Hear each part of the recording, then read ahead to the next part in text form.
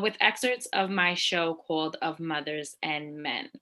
Mothers and Men is a 9 monologue show that talks about women and their relationships to either men in relationships or romantic relationships, I should say, or men in their lives like fathers and brothers. And then the other pieces in the show is about women as mothers or their relationship with their mothers. So talking about the two dynamic relationships that women have in their lives and how it affects us. So tonight we'll have two performers showcasing two pieces that we have in this show. Before we begin, though, I want to thank everyone for joining us and the New Eurekan Poets Cafe, and to continue to see programming like this. Feel free to donate at www.neweurekan.org to contribute to programming like the one you're going to see tonight. So without further ado, we will start off with Melissa Sarai. She's going to perform a piece called 7 Months Pregnant.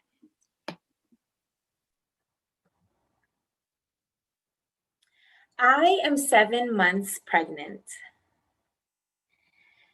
and I am scared out of my mind. There's so much to prepare and think of. Apparently, you have to wash all the baby's clothes from onesies to socks before you put them on the baby. And not only do you have to wash them, but with the special laundry detergent. And then there's the setting things up from the crib to the swing, and the list just goes on and on. Oh, the baby shower? That was a blur. His family, my family, all the advice in old wives' tales. If the baby has hiccups, put thread on the forehead. If you want the baby to sleep longer, start the cereal at 3 months. And not to mention, how will we even know what to do? Will we be a good team together and things just fall into place? Will he be able to adapt? If it's a boy, will he be active in teaching him sports? And if it's a girl, will she be daddy's little girl? Will we be a united front? Will our personal differences overflow into our parenthood? And then I think about me. Will I be able to withstand the labor? I mean, you hear so many stories. Wait till you feel like you have to crack to push. Push, even if the doctor says not to. There's so much to remember and think of. But I guess the scariest part of it all is that I'm going to be somebody's mother. The person that they cry to when they're in pain. The person that they look out to during their school performances. The person that they cling to when you drop them off at daycare. There really is a lot to think of. Like, will I be guiding them on the right path, showing them right from wrong? But then again, what could be wrong could be right, and what could be right could be wrong. Oh my God, I don't know. It's so scary knowing that you have someone's life in your hands, knowing that the decisions and choices that you make can really mold and determine the type of adult they're going to be. But I don't even have all the answers to life myself. I feel like I'm still trying to find my way. What if they ask me a question that I don't know the answer to, or I'm not quite prepared to answer? Like, I wonder how those serial killer families, especially their mothers, feel. Like, they know they didn't raise a serial killer, so what happened? Like, was there something she could have done to stop his serial killer ways? And then there's the books. The tons of books that sort of kind of prepare you for this moment, this journey. They all say so much, and yet they say nothing at all. It's like, how do we even know? In this age of technology, nothing prepares one for this sort of thing. And I try to stay away from those shows that show the women giving birth because they all look like they're about to die.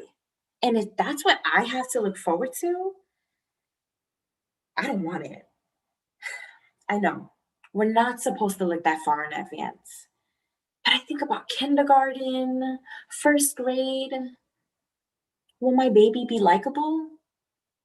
Make friends? Everyone tells me, don't overwhelm yourself. Just let it flow naturally. Your motherly senses will just kick in and you'll know automatically what to do. But like, how can that be? Is it like some genetic thing where my body just pulls knowledge and motherhood from the genes throughout my body, summoning all the grandmothers from my past, and then my brain just kicks into mommy mode? Oh my God. You know what's really scary? The first time that I'm going to be alone with my baby. I mean, how will I even know what to do? What if something happens? I mean, I guess I can call 911, but I don't want to look stupid either. Hello, 911. What's your emergency? Yes, my baby has severe hiccups and I think it's hurting his chest. I just want to do right by my baby. And I don't want to make the same mistakes mothers I know have made, or even that my mother made with me. But having a baby really does put things into perspective. And I realize that not all mothers make the right decision, especially in which the times that they were in their lives, they did the best with what they can do with what they had. Good, bad, or indifferent. It's what they had and what they can do. And I just hope that I'm able to do my very best for my baby. For my baby to know that I am not perfect. I am human. I'm gonna make mistakes, but I am learning as I go. And I will do and try my very best. Yay! Let's clap for Melissa. Virtual claps. So Thank you. good, so good, so good. And I forgot to say when we first started that if anyone has any questions or comments or concerns, you can always feel free to chat in the chat box, just so we could keep it going and keep the conversation rolling. If you wanted to, ask any questions to the actors once the Zoom is over, then we could, converse that way as well. The second performer for the night, her name is Kashani Lagrada, and she will be performing a piece called Mother's Advancement.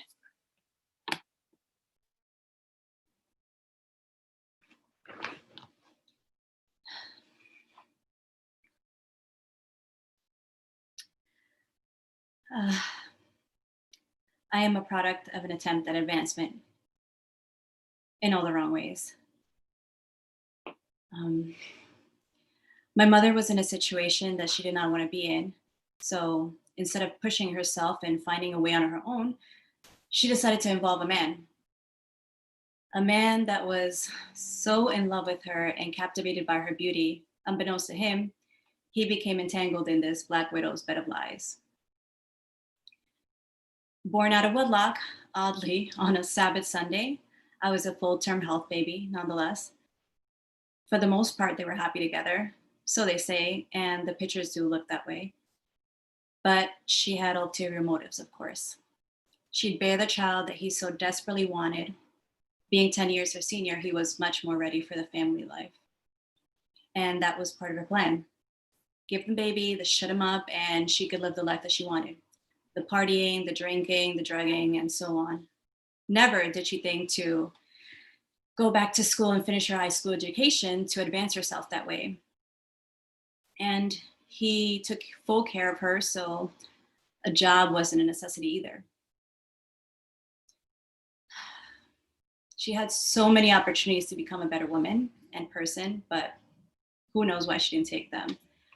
She was about advancement, but in all the wrong ways. She'd advance to the next party and be advanced in all the latest fashion, but that was about it. All in all, she was my mother, a young and immature child and unready for the life challenges that she bestowed upon herself. I try not to judge her because they say that she did the best with what she had, but I can't feel sympathetic to that when there are pictures of her smoking while she's pregnant. Well, life is such, and the typical story, they break up, she meets another man, they get married. But what kills me is that now, as an older woman, once she reflects and questions why she didn't advance as far as others or progress far in life, for some odd and quite frankly pathetic reason, I am the biggest factor and reason why her life is not complete. Because of me, she couldn't finish school. And because of me, she sacrificed her life. Because of me. It was all because of me. Number one, I didn't ask to be here. You brought me here for your own selfish reasons. And because it didn't turn out the way that you wanted it to, that is not my fault. Number two, I find it so hard to believe that you couldn't accomplish things because of me. There are people that are in worse situations, multiple kids or lost limbs, homeless, whatever, and they have fulfilled their dreams and accomplished some of the greatest feats. Do not use my existence for your benefit. How is it that because of me, you couldn't finish school, but that didn't stop the partying and the hanging out? You weren't up late hanging the books, but rather the house parties and clubs. So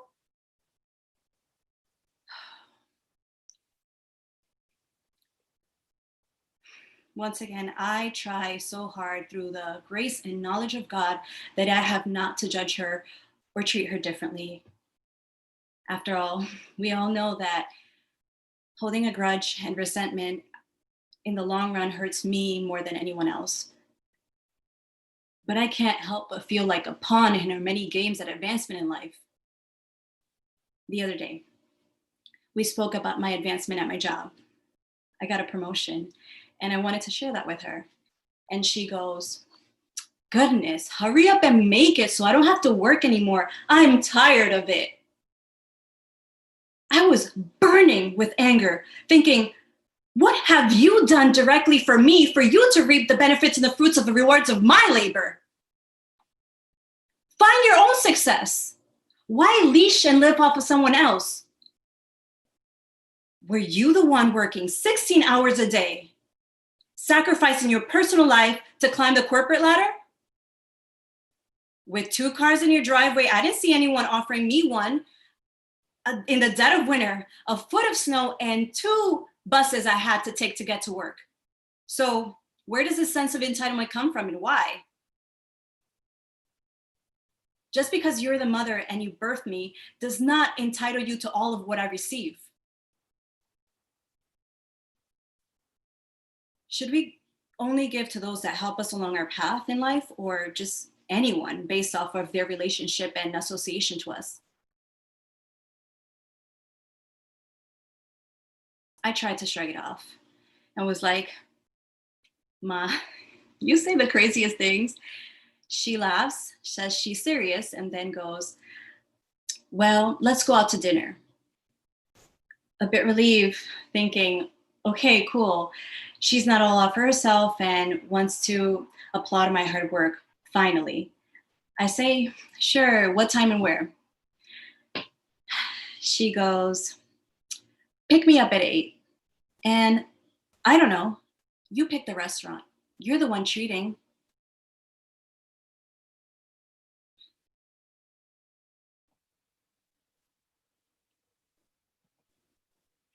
Yay, Kashani! Let's all give her a virtual round of applause. Awesome, awesome work. So I'm gonna open up the floor in a second to anyone who has any feedback, anything to share with the performers. But before I do, so I'll just give you guys a little bit more info to the show. Or back it up a little bit, info on Black Latina movement. We really created the company to give women of color a place in theater and film and TV that we didn't have in the beginning. We created this company 12 years ago. And so it was important for us to create our own content and to see people, representation matters. So see ourselves in front and behind the camera.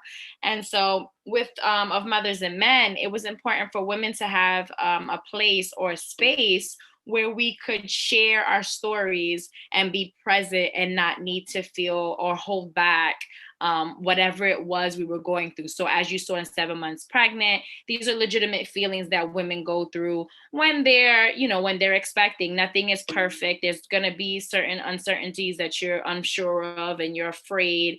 And so to see a woman of color on stage expressing that and not feeling like she has to hold back or not able to be herself is one of the reasons why, we created this show. And then Mothers of Advancement, while there are a lot of us who have great relationships with our moms, some of us don't. And I wanted to show that for us so that you get to see the different types of relationships. So in the show, there is another monologue of a woman that has a great relationship with her mom, but we really wanted to show both sides of the coin and give that not everything is always rosy. And there are times that some of us don't have the best relationships with our moms, and it can be toxic for some of us. So those are just two of the shows, two of the monologues. We do have another 7 in the show, and hopefully once we can open back up, we would definitely be performing in the Nuyorican, and this was just something that we wanted to share with you all. So if anyone has any questions to ask for the performers, anything to share, just feel free to put it in the chat room so then I'll know who to unmute, and we could take it from there. Ladies, did you have anything you wanted to share at all? Just wanted to thank everyone for tuning in, and I hope you guys enjoyed the performances. I know I did, watching Kashani. You did so good, girl. Aw, thank you. Thank you so much. I appreciate that. You did as well. I'm just honestly grateful to be here to do this. And, during this time where a lot more performances are being done virtually to keep the, the bug alive in us, actors, artists, and so yeah, it's really fun to do this. It has been really fun to work on this monologue. Thank you, Crystal, for putting this work out there. And I do feel like that it's important to see all the sides of the coins of relationships and intricacies that we have with our parents. I think those are definitely relationships that shape us and make us who we are in our formative years, and it could really define a person. So yeah, thank you all for being here, for watching. So Edna who wrote Kashani's monologue. So I did, Edna. So the 9 monologues, I wrote them all at a weird time, because at the time I happened to be I think it was about, I want to say 6 or 7 months pregnant myself with my second son. So I was already going into my kind of second year or second term of being a mom. And that's a difficult relationship, right? Like it's not perfect, and we don't know what, how our relationship with our kids are going to be. As a mom, you may think that you're putting out a certain kind of energy, or you may think you're doing something one way and your kid may receive it in a completely different way. And so I'm sure, someone else might have that mom, say, in that situation, might have had a different experience than what Kashani's character is actually experiencing. And she probably has no idea that her daughter felt that way about her.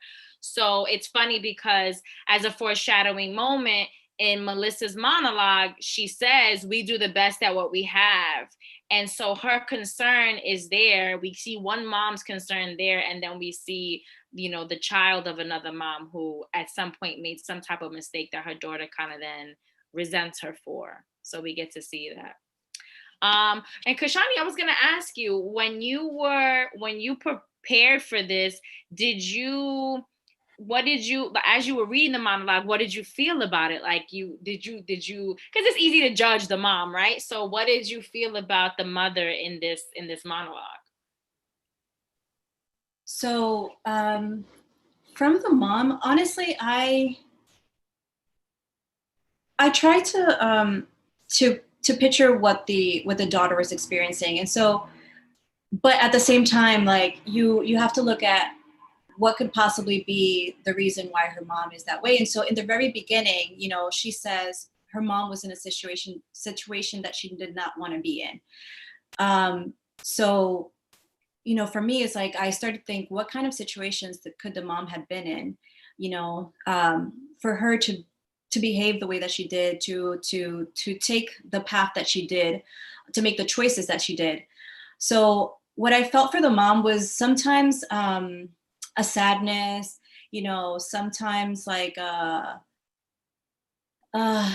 just like disappointment in other ways, and yeah, like as the character. And then, like obviously the character had a lot of resentment, a lot of, issues, understanding her mom and seeing her point of view and being sympathetic to her mom, based off what she was either told or from what she herself experienced. And that's true, because you're trying to be understanding to what she did to you, but it's hard because she's continuing, and we spoke about this in rehearsals too, she's continuing to do it. Like at the end, you want to kind of give her some type of benefit of the doubt, and then boom, she does it again at your promotion. So yeah, definitely. um Melissa, you don't have, well, not yet, you don't have any kids, but how was it for you, prepping for this real moment that women, really go through? Well, the character was very relatable because of the fact that, I'm closer to 30, and these are actual, conversations that I have within myself. Like, when my child grows up, is my child going to, even be into acting like I'm into acting, or they like other things? If it's a boy, is the boy gonna have that connection with his dad? So I feel like a lot of the questions the character asks herself is real, like, questions that I ask myself. But I think that the character kind of takes it to another level, like with the serial killer kind of thing. I think, as a mother, mothers want the best for their child, but I think the character is a little bit overly dramatic, which was fun to kind of play around with. But yeah, I feel like these are real questions that mothers to be ask. Am I going to do the best that I can for my baby? How am I going to adapt to motherhood? How is me and my partner going to adapt to motherhood? So I feel like, the character was very relatable, and had a nice little comedic kind of spin to it, which I thought was cute. And it's true, because a lot of the times when we're in these real dramatic moments in life, when you look back at it, it's funny, because at the moment you're going through it, it's not funny. It's really like she really is sitting there thinking that she's going to call 911 for hiccups. But when you are, when you look back on it, it's like, wow, I made it really bigger than what it should have been. But it's a genuine moment, and I think that any woman who has children or is thinking about having a kid has always, can really relate to this moment that she's having. So yeah, it was awesome. Does anyone have any other questions or comments to share with myself as the writer, or any of the actresses? You can just chat in the chat box.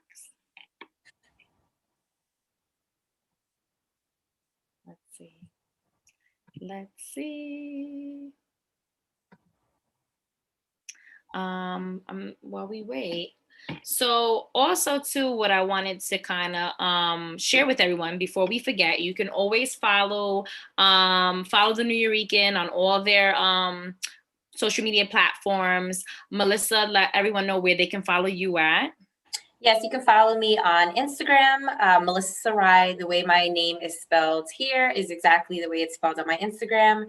You can follow me there to see, my latest projects, what I got cooking up, and yeah. And Kashani, you as well. Hi, yes. So you can follow me on Instagram, Kashani LB.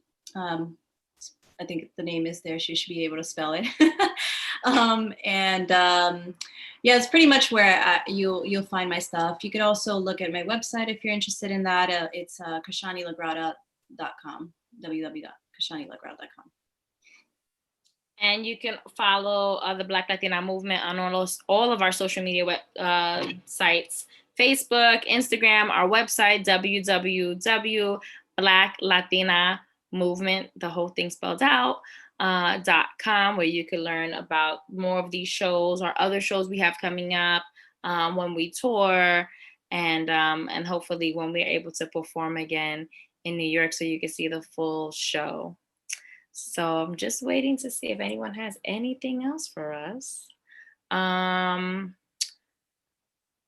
Oh, I did have something else that I wanted to ask you ladies. So, Melissa, when you were preparing for 7 months pregnant and you were actually, rehearsing for it, did you feel that at any given time the like she didn't want to have the baby, or you just felt that she was just super over the top in her being nervous for it? Did you feel like the character was at a point, because at one point she does say because I don't want it, like because I don't want that.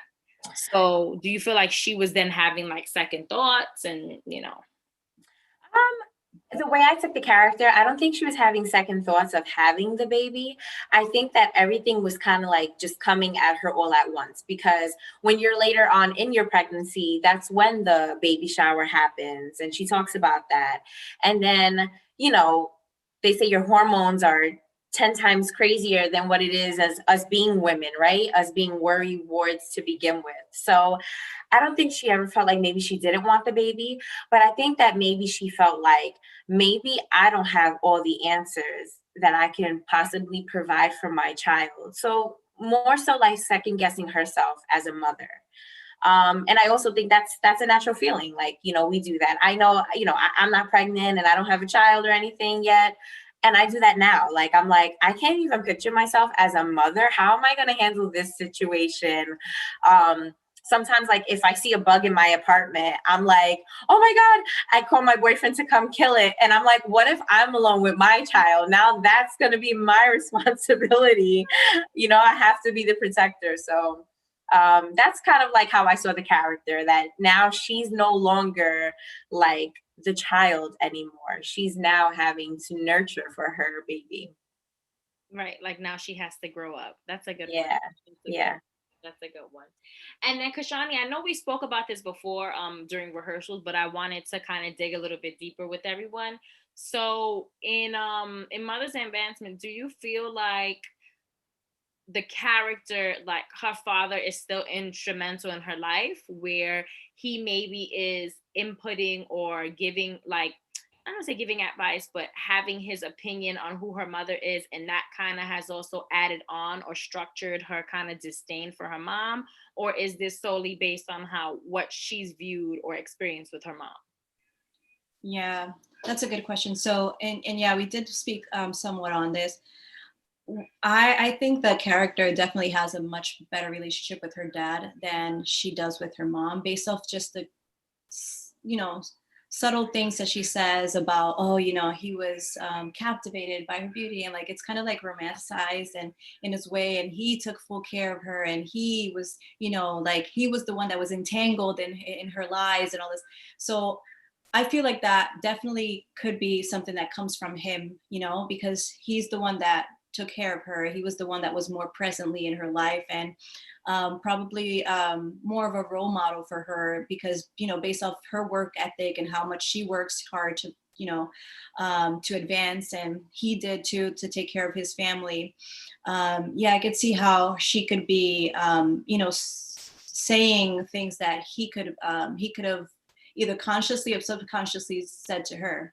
I like that you said that, because it's true. And I didn't even think about it like that. Like it is romanticized, because those portions that she's saying, that you're saying in the beginning, she wasn't there for. So how does she know these things? So it's very true. And I didn't even think about it, myself. And yeah, that shed light on it really, really well. I enjoyed that. Yeah. So it looks like no one has much feedback, which is good. Or because that just means that they really enjoyed it. Everyone is saying I'm biased, but you ladies are awesome. Great job. So that's always a good thing, right? Do you ladies have any questions for each other or comments for each other from what you've seen each other's piece? Because Kashani, so for those of you who don't know, obviously we can't perform, we can't rehearse together. So Kashani has never seen Melissa perform this piece, and Melissa has never seen Kashani perform this piece. So they're actually seeing the monologues for the first time tonight. So did you ladies have anything to share with each other? Well, for those of you who don't know, I've done this of Mothers and Men before, and Kashani, I've actually performed your piece before, and so I thought it was really, really, really dope, the spin that you put on it. I thought that was really, really It's cool. nice, right? It's nice to see someone else's take on it and like the decisions they make and the choices. Yeah. Yeah. I love the ups and downs, like the roller coaster. It was really, really good. And it's so funny. I've never seen anyone do that piece but me. So I was like so intrigued. It was really good though. That is so cool. Thank you. Yeah. It was really fun. It was really interesting and different to do. I have to say that I loved the contrast that we had in our pieces too. When I was listening to your piece and watching you do it, you know, the comedy that you brought to it, the lightness, the you know, the movements and the life that you gave it was so, it's such a dark contrast between each other. And I really enjoyed that. I really enjoyed that because I think it added a different color to what we were doing here. Yeah, very much so. Yeah. And the whole show is like that. And again, like I hate to keep talking about it, but I can't wait for us to actually perform this at the New Eurekan. But the whole show is like that. The whole show is built on, you know, the positives and the negatives because, you know, as women, we don't, you know, you hate to see a show that's like so perfect, right? Our lives are not perfect as women. We do have different things that we experience, and it's nice to see that. And while we don't want to have a show that's super depressing and all these negative things that we go to, because then it's like, oh, just women just want to cry all day.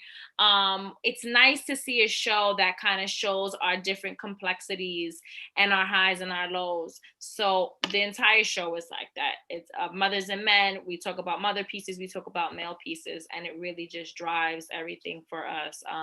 And no matter what character you play or you've seen, you can relate to at least one of the 9 monologues, if not all of them, or 3 or 4 of them.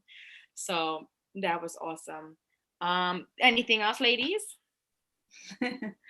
No, Thanks.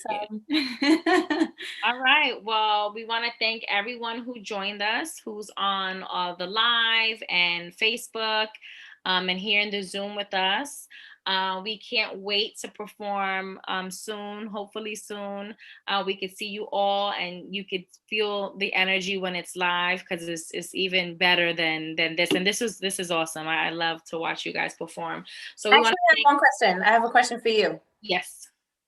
So I know you wrote this piece a while ago. Do you have any intentions on adding new pieces into the monologues? That's a good question. Any new stories? That's a very good question. Maybe we'll see. I feel like the 9 are so like powerful and well-rounded that I'm kind of biased to it because I feel like they complete each other and it's like completion. But there's always room for like another view on something. So I'm open. I'm down to revisit or have, you know, take some time to really think about the ideas because I wrote the piece in 2000, spring and summer of 2010. So it's been 10 years. The piece is not old, but because it's not dated, obviously anyone can still relate to these characters. But yeah, I'm open. I'm open to seeing. Then it's gonna be like a 15 monologue piece. But you know, but again, like I'm biased. So once again, like the 9 monologues are so powerful and we always get amazing feedback. We always sell out shows when we do this, and people always say like they can relate to so many of the characters. I haven't had the chance to really sit and think about that. No one's asked me that, so that's a good, you know, that's good. I could take a look at it and see, and get, you know, some ideas. But yeah, we'll see what else I could cook up. But we want to thank you all for following us. And again, if you want to donate to the Nuyorican for more events like these, you can at www.nuyorican.org. Follow myself on all Black Latina Movement social media platforms, and our website is www.blacklatina.movement, the whole thing spelled out.com. Follow Melissa Sarai, follow Kashani Lagrada. And thank you all. Thank you for spending this Wednesday evening with us, and we'll continue to keep this rolling. Thank Bye. you. Bye.